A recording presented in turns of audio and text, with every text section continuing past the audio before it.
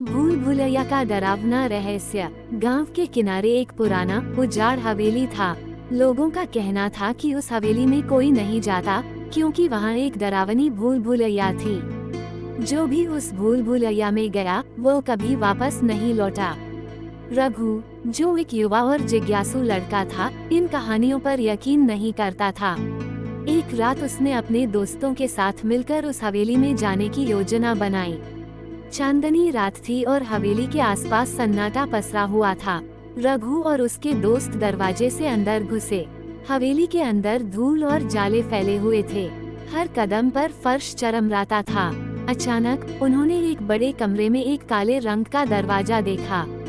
दरवाजे पर खून से लिखा था, जो यहाँ आएगा उसे अपनी परछाई से डरना पड़ेगा।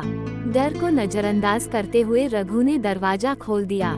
सामने भूल भुलैया थी। दीवारों पर अजीबोगरीब चित्र बने थे और हर तरफ गहरी खामोशी थी। वे सभी अंदर चले गए, पर जैसे ही दरवाजा बंद हुआ, हवेली के बाहर से किसी की चीख सुनाई दी। भूल भुलैया के अंदर रास्ते अजीब ढंग से बदलने लगे।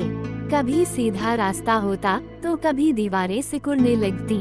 रघु ने देखा कि उसके दोस्त एक एक कर गायब हो रहे थे। चारों तरफ केवल उनकी परछाइयां दिख रही थीं, जो धीरे धीरे रघु की तरफ बढ़ने लगी।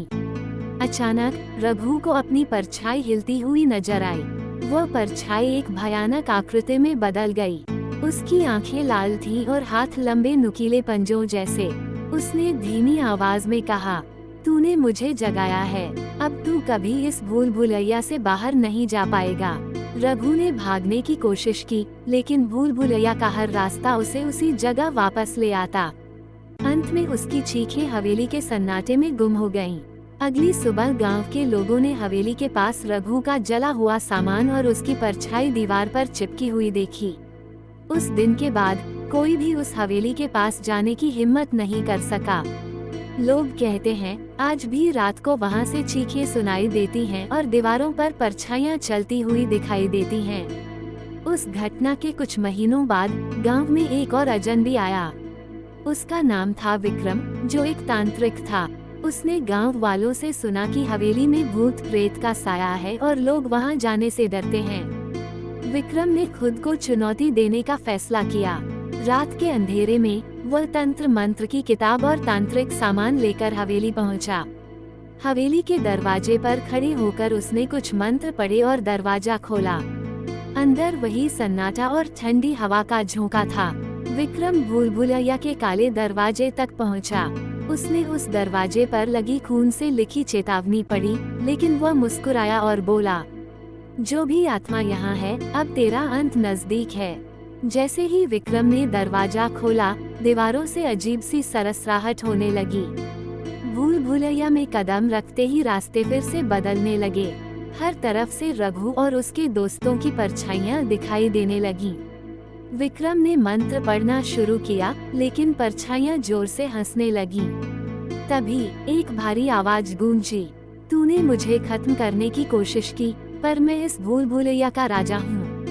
यहाँ से कोई बचकर नहीं जा सकता। दीवारों से वही भयानक आकृति निकली जो रघु ने देखी थी। उसकी आंखों से आग जैसी रोशनी निकल रही थी और उसकी आवाज से पूरा भूल भुलैया कांप रहा था। विक्रम ने अपने मंत्र को तेजी से पढ़ा और एक बड़े लाल धागे को जमीन पर फैलाया। उसने उस आकृति को पकड़ने के लिए एक यंत्र चालू किया, जिससे रोशनी निकली। आकृति थोड़ी कमजोर पड़ने लगी, लेकिन तभी भूल भुलैया की दीवारों से हाथ जैसी चीजें निकलने लगी और विक्रम को जकड़ने लगी। विक्रम ने अपनी पूरी ताकत से मंत्र का अंतिम श्लोक पढ़ा और अचानक एक जोरदार धमाका हुआ। पूरा भूल भुलैया धुएं में ढक गया। जब धुआं साफ हुआ, विक्रम को पता चला कि वो अकेला हवेली के बाहर पड़ा हुआ है। गांव के लोग सुबह उसे बेहोशी की हालत में मिले। उसने धीरे धीरे आंखें खोली और कहा, भूल भुलैया का राजा गया नहीं है, वो केवल सो गया है। उसे कभी मत जगाना।